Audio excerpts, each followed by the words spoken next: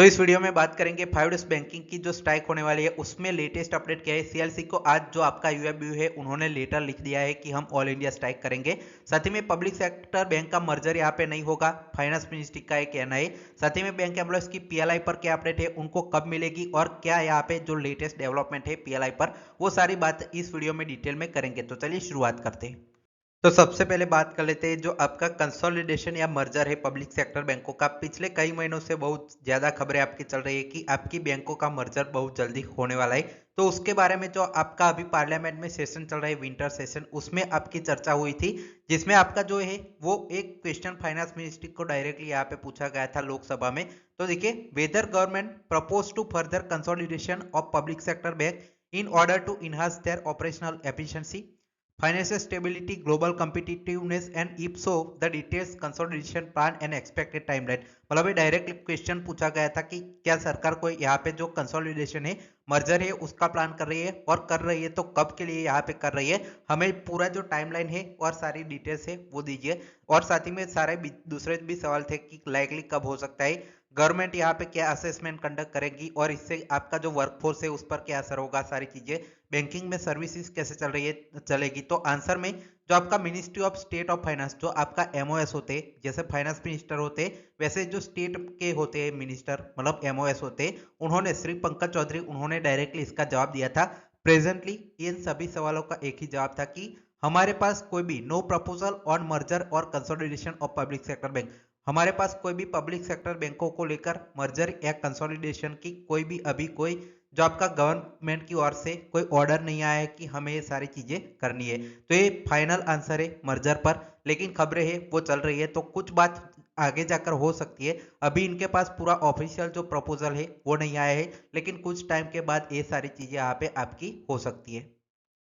अब बात करते हैं जो आपकी 5 बैंकिंग को लेकर ऑल इंडिया स्ट्राइक होने वाले, जिसके बारे में ऑलरेडी मैंने इन्फॉर्म किया था, पूरा सर्कुलर यूएफबीयू का मैंने आपको दिखाया था। तो ये डिटेल वाले जो प्रोग्राम है उसमें आपका 1 दिसंबर को आपका यूएफबीयू को आईबीए के जो आईबीए को लेटर है वो लिख दिया है। साथ ही में 3 दिसंबर मतलब आज यहाँ पे सीएलसी जो है उनको ये जो आपका यूएफबीयू ने लेटर स्ट्राइक के बारे में इन्फॉर्म आज भी कर दिया है। वैसे ही 5, 8 और सारी चीजें होकर 3rd वीक ऑफ जनवरी में आपकी सिर्फ एक ही मुद्दे के लिए 5 बैंकिंग के लिए पूरी स्ट्राइक है वो रखी गई।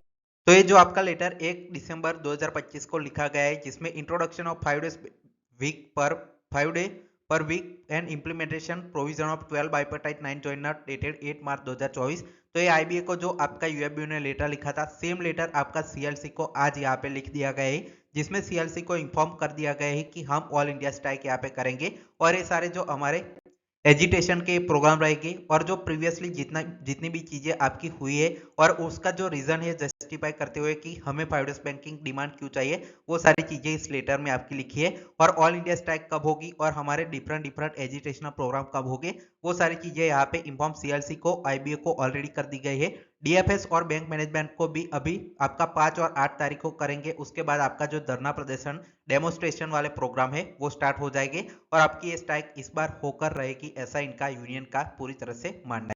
अब बहुत सारे लोगों का एक ही सवाल है जो एम्प्लॉय से बैंक में, उनकी पीएलआई 2025 की जो पेंडिंग रह गई थी वो इनको यहाँ पे कब मिलेगी। पेंडिंग है मोर देन हाफ ईयर, मतलब आपका जो मई जून में मिल जानी चाहिए थी वो अभी आपका दिसंबर आ चुका है, लेकिन कोई भी इस पर फैसला नहीं आया। इसकी सारी कहानी ऑलरेडी आप सभी को मैंने बहुत बार यहाँ पे बताई है। तो इस पर अपडेट क्या है अभी लेटेस्ट, तो आपकी 22 दिसंबर को सीएलसी की फिर से मीटिंग होगी। उससे पहले आईबीए के साथ एक और मीटिंग इसके बारे में हो सकती है, सिर्फ पीएलआई के मुद्दे को डिस्कस करते हुए, क्योंकि अब 5 बैंकिंग का मुद्दा पूरी तरह से अलग इन्होंने कर दिया है, उसके लिए स्ट्राइक करेंगे। लेकिन इस मुद्दे पर यहाँ पे आईबीए के साथ यहाँ पे नेगोशिएशन हो सकता है और वो सीएलसी 22 दिसंबर को जो होगी उसमें फिर से आपका जो पीएलआई का मुद्दा है वो सिर्फ उस पर बातचीत हो सकती है, क्योंकि 5 बैंकिंग वहां से भी यहाँ पे डिफरेंटली स्ट्राइक करने के बाद यहाँ पे वो मुद्दा पूरी तरह से अलग पड़ चुका है।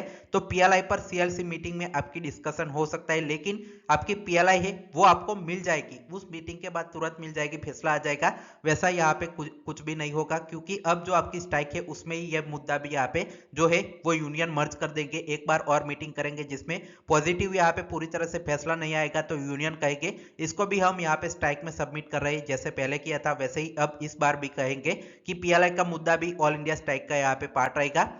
और जो आपकी मिलेगी कि नहीं, वो आपको अगर कोई डाउट है तो आपको डेफिनेटली जो पीएलआई है 2025 की वो मिलेगी। ऐसा नहीं है कि ये आपकी पीएलआई है वो कैंसिल हो जाएगी, मिलेगी। इसमें इंप्रूवमेंट करने के लिए यूनियन जो अपनी लड़ाई लड़ रही है, इसकी वजह से आपको यहाँ पे जो पीएलआई में डिले देखने को मिल रहा है। तो आप इस पर यहाँ पे पूरी तरह से पॉजिटिव रहिए, क्योंकि आपको यहाँ पे पीएलआई जो है वो मिलेगी। तो आपको ये वीडियो कैसा लगा कमेंट सेक्शन में जरूर बताएं। कोई भी डाउट है तो यहाँ पे पूछ सकते हैं नीचे। सब्सक्राइब लाइक करना ना भूले। Final, thanks for watching.